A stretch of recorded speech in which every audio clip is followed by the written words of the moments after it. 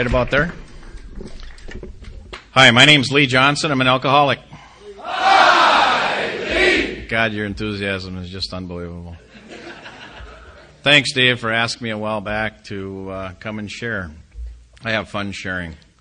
It was somebody that turned my life around when I was bumbling around in treatment that I heard something I needed to hear there, and I hope maybe something I say tonight may help you out. But you know something? It's none of my business. That's the deal. God,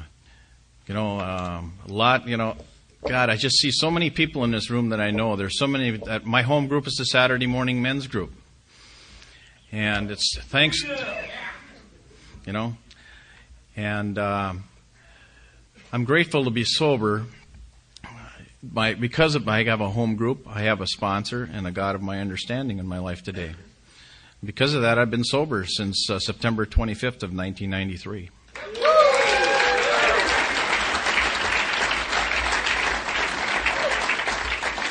I feel all of those are very important ingredients in my sobriety. I have a couple sponsors. One is Doug I, and another one is Lloyd G. I know a lot of you know Lloyd G. Say a little prayer for him, would you please? They just put a trach tube in him today. So his time with us is going to be getting shorter all the time, but he's just been an unbelievable mentor for me in my life. He's taken me places that I never thought I'd be going. To be honest with you. It's like get in a car and let's go. And I was sitting in a meeting one morning at the clubhouse, and he come up and asked me if I'd be willing to start a jail meeting. And I said, sure. I said, God, what's this all about? And it's there's people in this room tonight. The first time I ever met them are wearing orange, but they're here tonight and they're sober. And that's fun, and they really clean up nice. I always tell them. But I'd have missed that. I'd have missed that if I hadn't got into service. And thank you guys for a wonderful roundup. I was able to take into the golf, and that's service work. Hey, we drug a new guy along. God, he had so much fun, he couldn't believe it, And that's the deal, is getting involved in the outside activities. And that's what I found. That's what my home group did for me.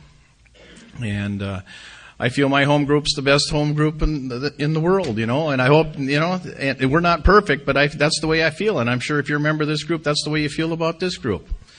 And and that speaker on your speaker on Saturday night, Tom I heard him at the last international, and when he talks about that, when he talks about what alcohol did for him, when he put that alcohol in his body, and it was about 11. I was 11 years old, so I was pretty close to when he started. Is that what that effect of alcohol did for me when it gave me that? Oh man, it was just like a revelation. Where had this been all my life? And it made everything just fit. From a very early age, I grew up in a little town called Two Harbors, Minnesota. I was an only child, and in those days, about every 6 miles up the road was the 3-2 Tavern. I had a giggle when you mentioned Disneyland, because I had an uncle that was deputy sheriff, and I used to ride along with him, and he was, he was one of us. So I'd ride along with him. I'd sit and I'd be drinking beers down and sitting on the table down there, when I'm 10, 11 years old, and those 3-2 taverns were like Disneyland for me. The jukebox is going, things are happening, and it's just like Cheers. That's where I wanted to be. And I did a lot of things when I started drinking at 11. I played sports, qualified for lettering 1 year, and then the next year I'm ineligible to play, and then the next year I can play again, and it's kind of in and out of those car accidents. And in 18 I ended up going. That's why I go to jail. One of the worst times of my life, I thought at that time, was being sentenced to jail for a year, and I know the feeling of tearing the hearts out of my parents and the people that love me. So when I go to jail now, I understand a lot, and I can share that experience. That bad time of my life, it's in the promises, as it talks about. Some of the worst things that ever happened in my life. I can share my experience freely today, because I'm not a prisoner of my own that old garbage, and as a result of doing the steps in my life, doing a third step and a fourth step. I had sponsors that, Calvin knew one of them, Chuck Lohman. God bless him. He was a main part of my life when I first started, and I understand there was so many people in my group that helped me out when I first got here, because I'm a businessman, was back then. I drank myself to success. I got out. I was in the Marine Corps for 4 years. Got out. Started going to Moorhead State. A guy come up. I was bartending. You talk about bartending job. Oh God, what a place for an alcoholic. I had 2 bartending jobs and going to Moorhead State. One was at the Flame when they used to have the dancers over there. Man, I tell you what, I thought I died and gone to heaven. And then one day a guy come up and asked me to go to work for him. And I did. And 14 years later, I ended up owning his half of the business. And that was back in 1986. And I kept chasing whatever it is, And whenever I got to there, wherever there was at, it was never enough. And material things, I kept measuring my self-worth in material things. And I kept chasing that. And along the way of chasing all the material things in my life, I lost myself. And I didn't understand that, because if you'd have looked at me and said, what's wrong with Lee's life? What could possibly be wrong with Lee's life? Got a beautiful home, got a nice wife, got a business. But inside, it was empty. There was just an emptiness in there. It was a black hole. And one night I was on my way home, after about a 3 or 4 day hard day drinking, and my wife had left for the weekend, and I was on my way home to change clothes, and I rear-ended a federal probation officer, and just smashed the Jesus out of my car and hers, and and it was the same deal all over again. After I was 18 years old and I went to jail, and that's exactly how I feel. All those old feelings came back, and I was 45 years old. I've just, all that self-loathing, all that, like somebody shot a cannon through my guts. And how could I get out of this? But that night after I got out of jail, I went back home. And a neighbor of mine, I called him up, and I knew, in my business, I know a lot of people. And I called a judge that I know, and that was way back then. And he says, well, you're just going to have to do what you have to do, And anyway, my neighbor come and rescued me. And you know what alcoholics do when they need to get rescued? They drink. Because I didn't know, honestly, I knew no other way to get rid of that emotional pain. All that stuff that I used to, alcohol would take care of for me. It would just give me that sense of ease. And like in the doctor's opinion, it says that drinking gives you that sense of ease and comfort. It's exactly what alcohol did for me for a long, long time. But it wasn't doing that anymore.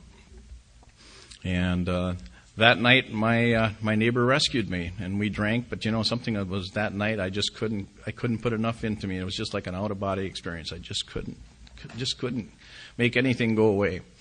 The next morning, he called me bright and early, and we had started the day off as I normally would, and I started drinking again. But I couldn't. It was just the most unbelievable experience. And that night, I was over to his house. And I had a half a glass of whiskey and water in front of me, and I looked at that and I was going, if something doesn't change, nothing's going to change. I sure wasn't asking God for help, because I did not have any God in my life. A bunch of well-meaning people up in Two Harbors, Minnesota, tried to share their religion with me at the Norwegian Lutheran Church, and I wasn't buying what they were selling. To me, it just seemed like there was a lot of hypocrisy. And so I wasn't asking God for help, and I come to find today, I believe it's a lot of people's prayers like yours, saying prayers for those people that are still suffering out there that were helping me out. But the next morning I got up, and I had still had that emotional pain, but for some reason the thought of having a drink that morning, I just didn't think that it was going to be the answer. And I didn't understand it at that time, but my miracle had actually started that morning. And what I feel personally, is that night I had a moment of clarity. And that's started me on a journey that I've been on since. I got into. I told my wife when she came back that on Sunday night, she says, "Where's our car?" And he says, "Well, it's not in good shape, and I got a DUI, and I'm about as bad a shape as that is." But it's the first time I ever admitted to her that I really had a drinking. She knew I drank a lot, and but I had crossed that line a long time. I think I crossed the line as soon as I put alcohol in my body when I was 11 years old, because I loved it. I drank for the effect, and I drank as much as I could, and as I said, as often as I could. I lived the party. I loved the party. And that led me into a treatment. And I remember for years I says, well, I put myself in treatment. That pride and ego.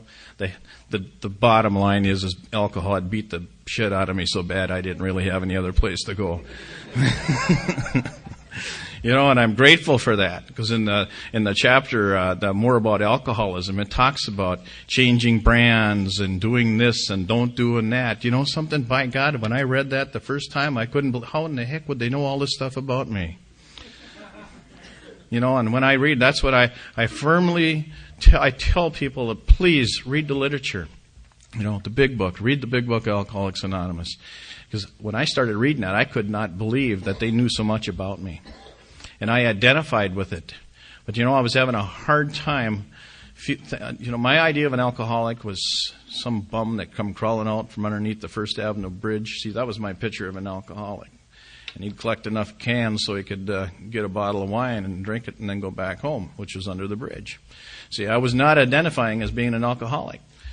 And I was, when I was in treatment, a gentleman by the name of Maury, God bless him, he passed away here about 2 years ago.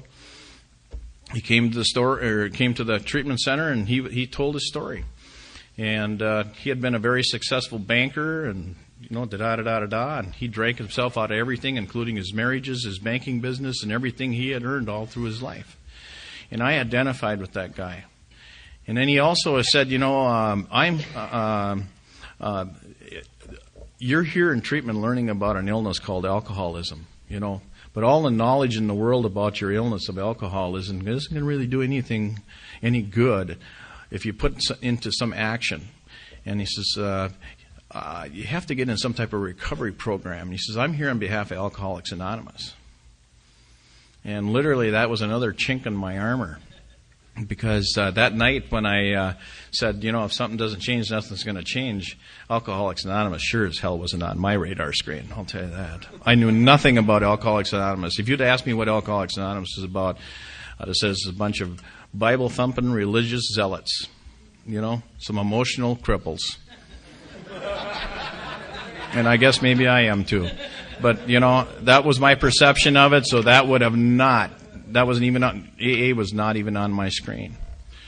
So when he said that he was there on behalf of Alcoholics Anonymous and he shared part of his story, I became willing, and that's what the key to me is, it talks about it in our opera. I call this big book here. I knew I'd find one of these here. I knew I'd find one of these, because that's the big, the book called Alcoholics Anonymous. A lot of people lovingly call it the big book. I call it the operator's manual. The operator's manual has all my instructions in here. It tells me how to precisely. This is not voodoo. It's not some, This will tell you. This book will tell you exactly how to get and stay sober. It's willing, but it reads easy. It works hard, A lot of people I've run across, I know, especially in jails, AA didn't work for me. I says, guess what? AA doesn't work for me either. I got to work for it, I want to be sober worse than I want to have all that crap again. And so I get done with my treatment program, and I'm looking for another meeting to fill in that time. I go up to the Sunday night meeting, the Monday night meeting at Hope, which is kind of like another one, my second home group. And there sits the guy that carried the message to me that night. And I thanked him so much. I didn't understand that. He just went and shared his story, and I thanked him. I thought, I personally thanked him. He says, "You'll see," and now I see. I understand. He was just God's messenger for me that night. He was the man that kind of cracked that ego and pride of mine. And I ended up in my home group, and and made friends with Chuck. And but I didn't have him as a sponsor to start with. I was about third meeting there, and they said you need a sponsor. So during the announcements, I stood up and said I needed a sponsor. And a couple guys jumped up, and I picked one, and he was a sponsoree of Chuck's. And he was my sponsor for a while, but what I found was he talked the talk, but he didn't walk the talk. And I wanted some, and you'll see that many places. You'll see that. It's like the old "do as I say, not as I do" thing.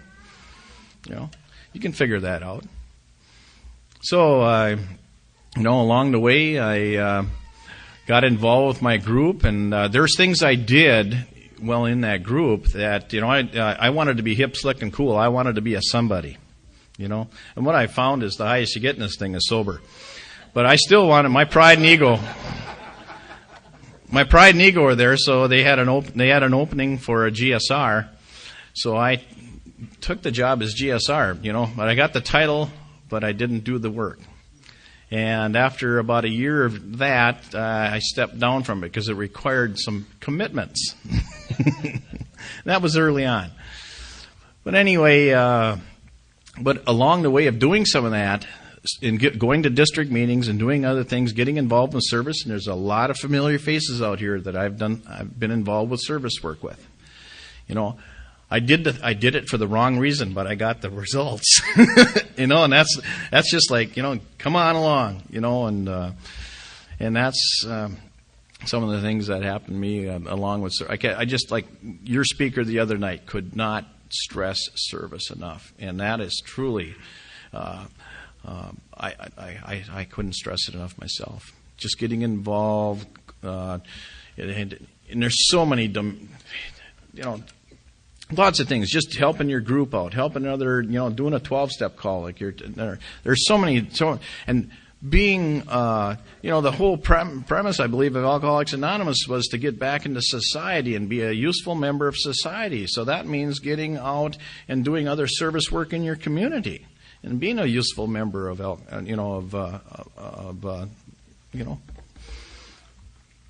in society. And, God, I can just, I bet you, I can just think now of some of the experiences I had with Chuck and a few of those other guys. It's just, I don't know where to, I just don't know where to go with this. All of a sudden I'm going, God, I could go in many different directions here. I think I'll have a little drink here. It's not last call yet. But as a result of sponsorship, Lloyd came in my life, and one of the kindest, gentlest giants that I've met of a man. And because I have this huge pride and ego. And I've learned that, he has been in a different way than Chuck ever was to the ego deflation, because he's literally shown me what humility is about, just through his actions of working the program and the steps and sponsorship. I know your group here has a strong sponsorship, and I through the course of being sober, a number of people have asked me to be their sponsor. And truly, I've learned more from those people working with them than I could ever give to them. I've seen more of my own character defects through other people in the gift of it. And going to different, being willing to do different things. Just recently we were talking about the 8th and 9th step, and the 9th step was a pivotal part of my early sobriety. I was about 5 months sober, and that uncle I was telling you about used to take me to Disneyland, all those 3-2 bars. When I was 18 years old, I went up to his house one night. I lived a mile south of him, and I was broke and drunk, and I needed some money, and there was a guy living with him. And when I got there, they were drunk and passed out, and I stole the guy's wallet that was living with him. And the only person that knew that was me. And I never shared that with anybody. But every time I'd get around him, I was kind of the apple of his eye, because we did a lot of things together. We used to go up on the old Drummond Road up north of Two Harbors, and he'd let me drive even when he was a deputy sheriff, he'd let me drive his car out in the Toolies and drink beer, you know. And so I did a lot of things with him, you know, but I always had that ugly feeling in my gut when I get around him, because he got blamed for that. And the sheriff of Lake County was my godfather. His name was Rolf Alt. So the sheriff was called in and all that stuff, you know. And in treatment, when I did my fourth and fifth step, he was on my list. And it was something that I knew that I was going to have to do, and I was scared to death to do it, because he was a he could be a very volatile man, a very angry man. So I went back to my hometown, and in Two Harbors, and I went into his garage one Saturday morning, and and we were alone, and I says, you know, Unc, do you remember that time when that happened? He says, yes, I do. He remembered it like it was yesterday. You know, and I says, I was the one that stole that money. I was the one that caused all that. And it just, you know, and I was scared. It was extremely awkward for me. It was extremely awkward for him, because in his way, I was pretty special to him. And it was just really tense, you know, and I just know God sent somebody through that door that morning, wanted to buy something from him, and they did, you know. And after that guy had left, you know, I says, I'm really, truly sorry I caused that pain in your life, and I really would, you know, I'd like you to forgive me for it. But I didn't know how he'd react to it and that, and I says, I got to go. And, you know, he looked me right in his eyes, and he says, you know, Lee, what's between us is between us. And that was like when I walked out of that garage, it was like a monkey was taken off my back, a huge gorilla, that crap that had been in my guts for all those years. And so I was still pretty early on in my sobriety. And this GOD business was really, you know, this was tough for me to swallow. But I heard, just, you know, consider it good orderly direction, you know, group of drunks, whatever you want. And what happened along the way was I started developing faith. That gave me faith I was on the right path, because I experienced, just like it gets to the 12th step, you know, as a result of these steps. And I had an experience as a result of that. But going back to the third step prayer in our book, it talks about praying for the release of bondage of self. And I had asked for that. I said that prayer before I walked in that room, not knowing how it had happened. And I had experienced that. And so I started doing other things. I made, other amends. But that was a very pivotal point in my sobriety, and I just knew that I was on the right path. And my home group meeting, when I started there, was probably 20 guys. You know, there's 100, 120 people that show up there every Saturday morning now. And we break into bigger groups, but it was in those groups, going to meetings. So I know your sponsor always tell you, go to meetings, read the literature, you know. Well, in those meetings, I heard people sharing my stories, little bits and pieces of my story. You know, they were sharing their raw meat. And what that did was it gave me courage to share my raw meat about Lee. You know, and Lee Johnson can live in Lee Johnson's skin today. Lee Johnson doesn't want to be somebody else but Lee Johnson today.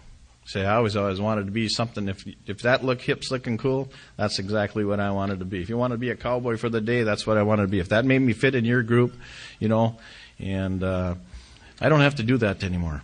You know, I can be okay with Lee. I can look in the mirror today, and I like the guy I'm looking in the mirror with. Because there was sometimes I couldn't stand who I was looking in the mirror at. And so many different experiences that, speakers that I've heard that have touched my life, people in this room that have touched my life, that I've watched them changed right in front of my eyes.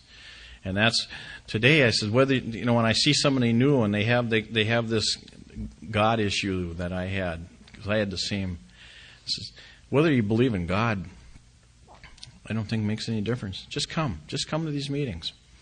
Just come to these meetings. You start watching some people around you. If you keep coming to these meetings, you watch some people around you, and things are changing. Sometimes you don't even realize you're changing yourself. But you're watching people change. Now, how is that happening?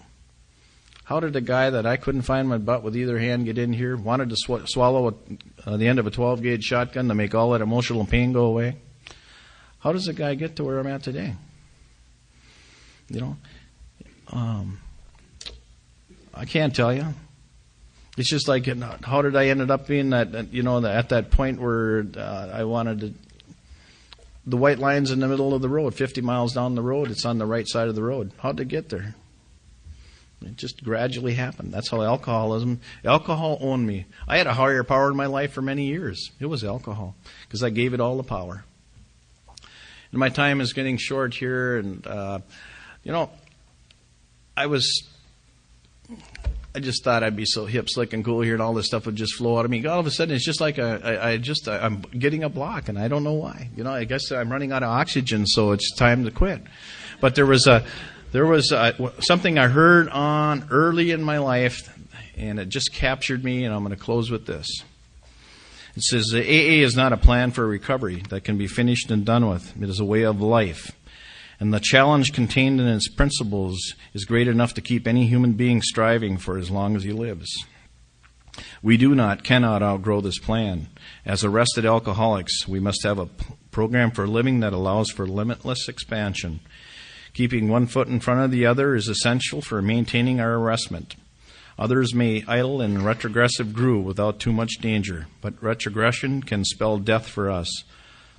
However, this isn't as rough as it sounds, as we do become grateful for the necessity that makes us toe the line, and we find that we are compensated for the consistent effort by the countless dividends we receive. A complete change takes place in our approach to life. Where we used to run from responsibility, we find ourselves accepting it with gratitude that we can successfully shoulder it. Instead of wanting to escape some perplexing problem, we experience the thrill of challenge and the opportunity it affords for another application of AA techniques, and we find ourselves tackling it with a surprising vigor. The last 15 years, I could change that to the last 12 and a half for me, of my life have been rich and meaningful. I have had my share of problems, heartaches, and disappointments, because that's life. But also I have known a great deal of joy and peace. That is the handmaiden of an inner freedom. I have a wealth of friends, and with my friends an unusual quality of friendship. For to these people I am truly related. First through mutual pain and despair, and later through mutual objectives and a newfound faith and hope. And as the years go by together, sharing our experiences with one another, and also sharing the mutual trust, understanding and love without strings, without obligation, we acquire relationships that are unique and priceless. There is no more aloneness, that awful ache so deep in the heart of every alcoholic that nothing before could ever reach it. That ache is gone and never need to return again. Now there's a sense of belonging and of being wanted and needed and loved. In return for a bottle and a hangover, we have been given the keys to the kingdom. And when I first heard that, I said, could that really happen to me? Guess what? That's what happened to me. So thank you.